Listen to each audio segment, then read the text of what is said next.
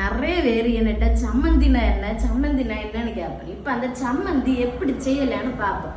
அதுக்கு 3 பொருள் போதும். திருவி வச்சிருக்க தேங்காய் எடுக்கணும்.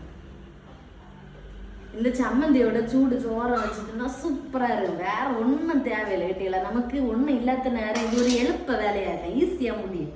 அடுத்ததுன்னா புளி வெள்ளத்தில் ஊற வச்சிருக்கு. கொஞ்சம் புளி வெள்ளமே எடுக்கணும். லேசாக தான் விடணும் புளி வெள்ளம். அதுக்கப்புறம் மிளகு பொடி. உங்களுக்கு எரிப்பு ஏற்றவா நிறைய மிளகு வேணும்னா நமக்கு இது நல்ல எரிப்பு காட்ட மிளகா, அதனால கொஞ்சம் மிளகு பொடி. அடுத்து உப்பு.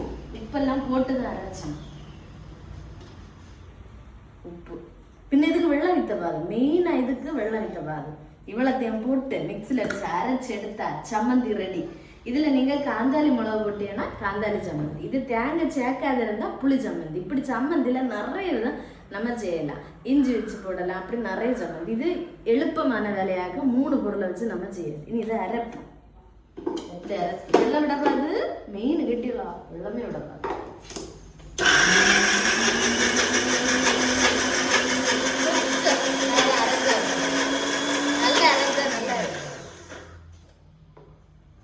இது நீங்க புளி விடாத இருந்தா அதான் சட்னி, தேங்காய் சட்னி. இதுல பத்தியலா இவ்வளத்துல வச்சு நம்ம என்னெல்லாம் செய்யலாம். புளி விடாத இருந்தா